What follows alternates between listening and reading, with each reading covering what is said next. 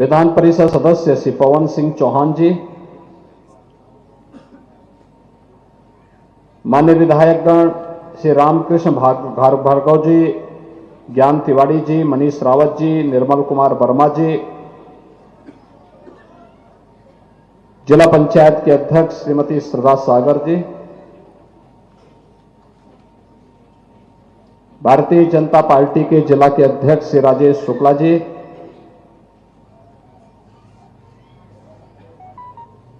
मध्य प्रदेश सरकार के पूर्व मंत्री श्री रामपाल सिंह जी,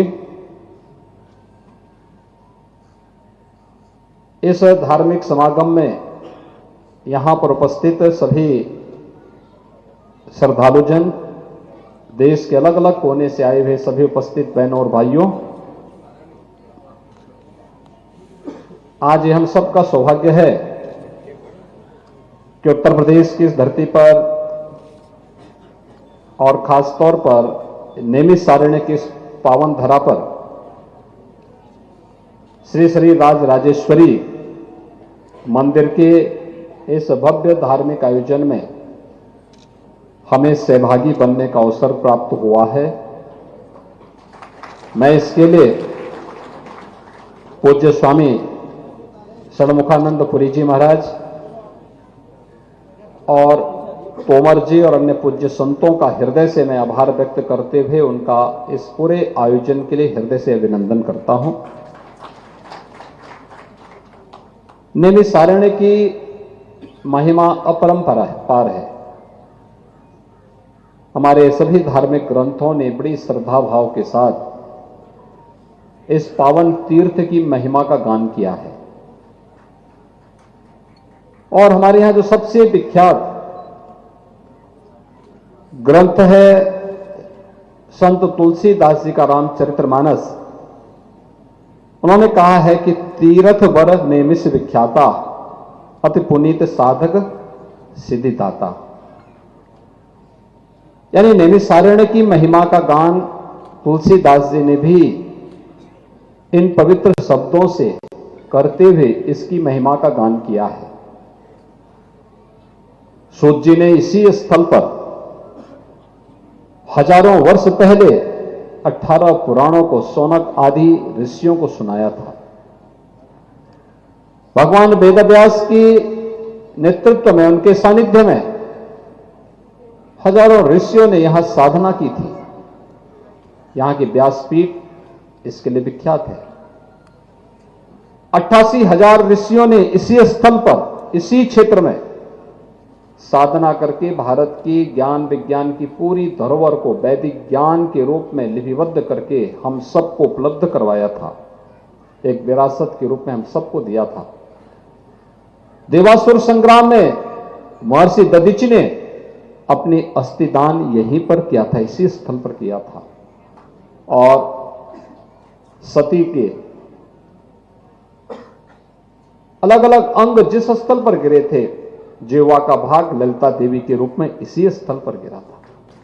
शक्तिपीठ मां ललिता देवी का पावन धाम भी यहीं पे है, चक्र तीर्थ यहीं पे है। यानी अपरंपार मार महिमा है इस स्थल की। आज इस कड़ी को जोड़ते हुए एक बहुत दिव्य संत पूज्य स्वामी षणमुखानंद पुरी जी महाराज ने यहां पे राज राजेश्वरी मंदिर और आश्रम की स्थापना करके इस कड़ी को एक नई ऊंचाइयां प्रदान करने का कार्य किया है। मैं इसके लिए उनका हृदय से अभिनंदन करता हूं, स्वागत करता हूं।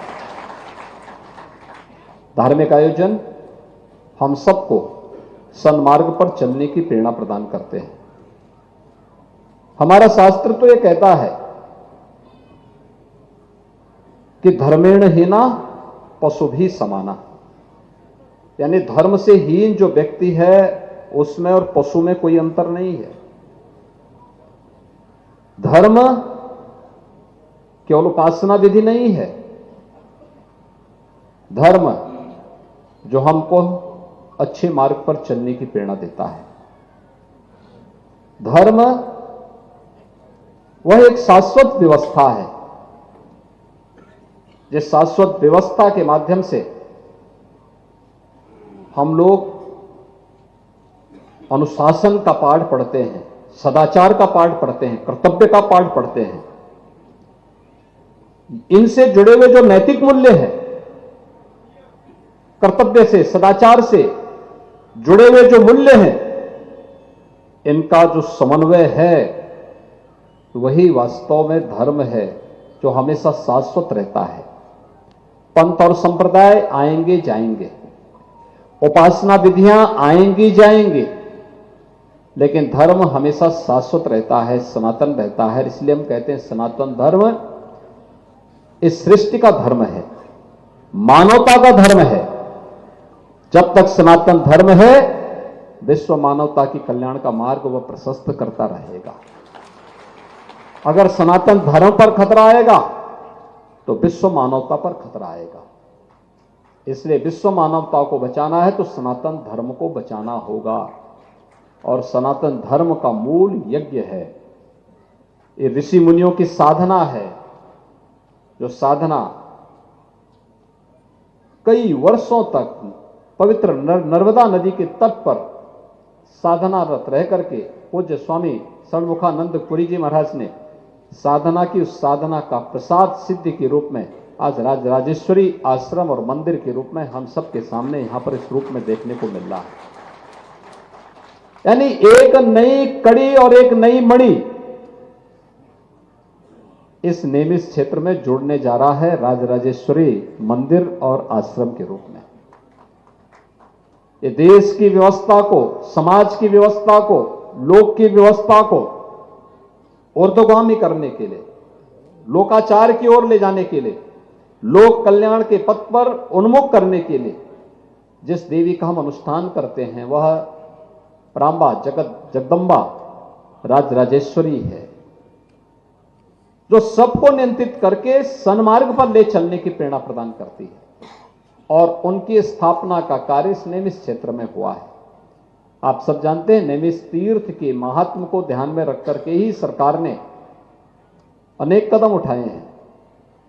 खासतौर पर इसको एक तीर्थ के रूप में विकसित करने की कार्रवाई आज चल रही युद्ध स्तर पर कार्य हमारा प्रारंभ हुआ है।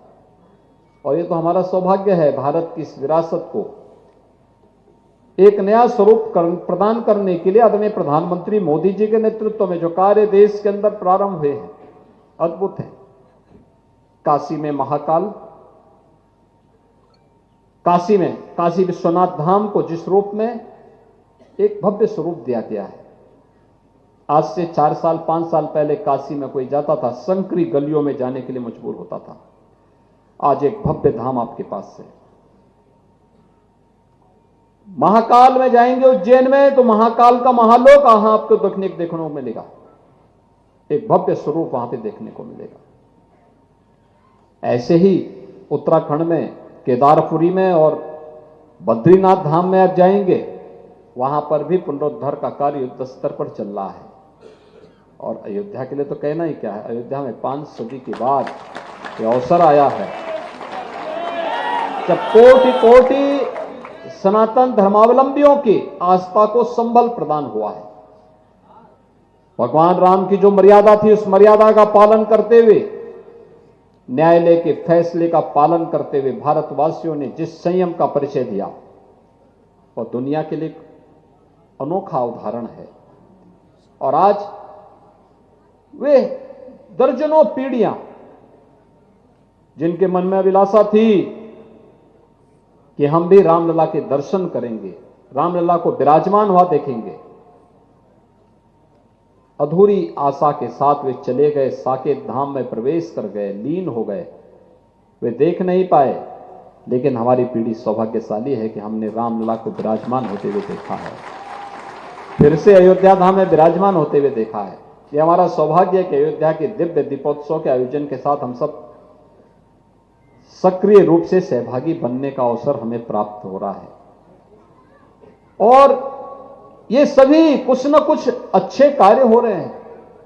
इन अच्छे कार्यों से हम सबको भी प्रेरणा लेनी चाहिए, हम सब भी इस कार्य के साथ सहभागी बने। इन धार्मिक आयोजनों के साथ साथ समाज के निर्माण के लिए, लोक कल्याण के लिए हम भी आगे आकर कार्य करें।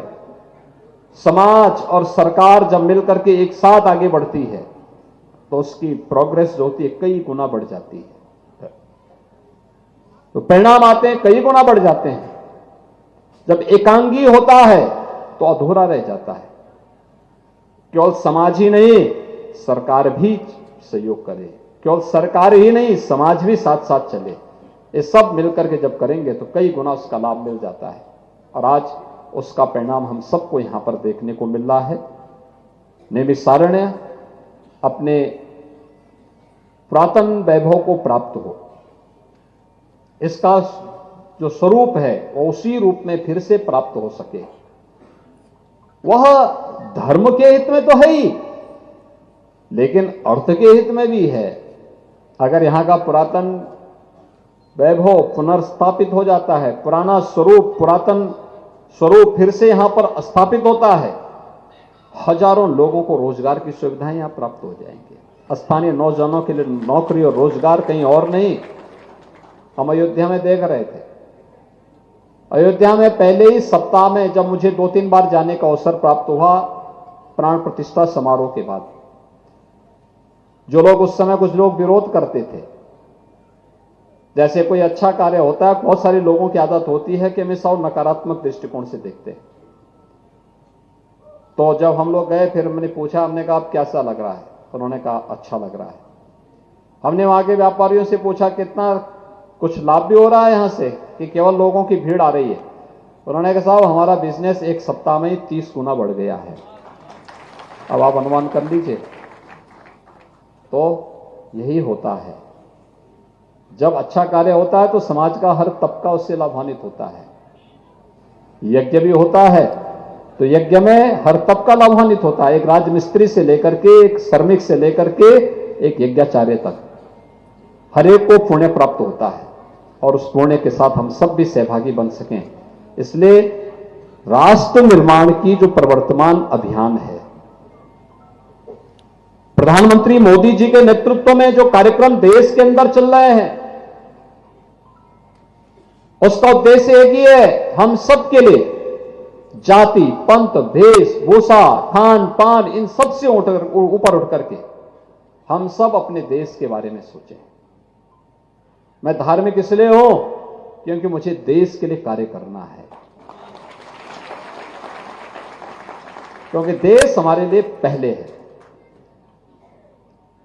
और इस देश से हम सब कार्य करेंगे। मेरी साधना इसलिए वो देश के हित में लगे, मेरा वैभव इसलिए वो देश के हित में लगे। जिस दिन हर भारतवासी इस प्रकार के भाव के साथ कार्य करना प्रारंभ कर देगा, याद रखना, भारत को दुनिया की सबसे बड़ी ताकत के रूप में स्थापित होने से कोई रोक नहीं सकता है, कोई रोक नहीं सकता है, और हम सबको उस दिशा में आगे बढ़ना पड़ेगा। यहां पर मैं पूज्य संतों के चरणों में एक बार पुनः प्रणाम करता हूं, जिन लोगों ने बड़ी पवित्र भावना के साथ यहां पे इतने दूर स्थल पर भी, थोड़ी सी दूरी के बावजूद भी, संसाधनों के अभाव में भी प्राचीन अरण्य संस्कृति को पुनर्स्थापित करते हुए इस राजेश्वरी आश्रम और देवी के इस भव्य विग्रह को यहां पर स्थापित करने का योगदान किया है। और मैं उन्हें इस बात के लिए आश्वस्त करता हूं कि ये पवित्र धार्मिक आयोजन है, लोक कल्याण के लिए है, राष्ट्र कल्याण के लिए है। लोक कल्याण का अंततः उद्देश्य राष्ट्र कल्याण होता है, और राष्ट्र कल्याण का उद्देश्य भी लोक कल्याण से जुड़ा हुआ, एक दूसरे के पूरक है, इन दोनों को एक दूसरे से अलग नहीं किया जा सकता। इसलिए जो पवित्र कार्य हो रहा है, इस पवित्र कार्य के साथ सरकार भी हर प्रकार का सहयोग और सपोर्ट करेगी। मैं इस बात के लिए पूज्य स्वामी जी को और यहाँ के पूज्य संतों को आश्वस्त करता हूं। यहां पर अन्य पूज्य संत जन भी हैं, उन सब की साधना राष्ट्र कल्याण के लिए, लोक कल्याण के लिए लगे, इस विश्वास के साथ मैं उन सबको हृदय से अभिनंदन करता हूं। आप सबके प्रति अपनी शुभकामनाएं देता हूं और विश्वास व्यक्त करता हूं कि आप भी इस नैमिष धाम को वह भव्य स्वरूप प्रदान करने में अपना योगदान देंगे। इस विश्वास के साथ आप सबके प्रति मेरी शुभकामनाएं, और श्री श्री राजेश्वरी देवी के श्री चरणों में कोटि कोटि नमन करते हुए उनका कल्याण हमारे राज्य पर, हमारे प्रदेशवासियों पर और देशवासियों पर निरंतर बनी रहे, इस बात की प्रार्थना करते हुए अपनी वाणी को यहीं पे विराम देता हूं। धन्यवाद। जय हिंद। भारत माता की, भारत माता की। तो सीएम योगी आदित्यनाथ को सुन रहे थे आप। नैमिषारण्य में लोगों को संबोधित करते हुए तमाम बातों का जिक्र किया। मुख्यमंत्री योगी आदित्यनाथ ने मंदिर के प्राण प्रतिष्ठा कार्यक्रम में शामिल हुए। 500 साल बाद रामलला का दिव्य और भव्य मंदिर बनकर तैयार हुआ। रामलला गर्भगृह में विराजमान हुए, उस बात का जिक्र किया। कैसे उत्तर प्रदेश में तस्वीर तेजी से बदल रही है, कैसे नए भारत का निर्माण हो रहा है, इन तमाम बातों का जिक्र इस मंच से मुख्यमंत्री योगी आदित्यनाथ ने किया है। और ये तब की तस्वीर हम आपको दिखा रहे हैं जब उन्होंने मंदिर का पट खोला, उसके बाद भीतर गए, विधिवत पूजा अर्चना की और शिलान्यास किया।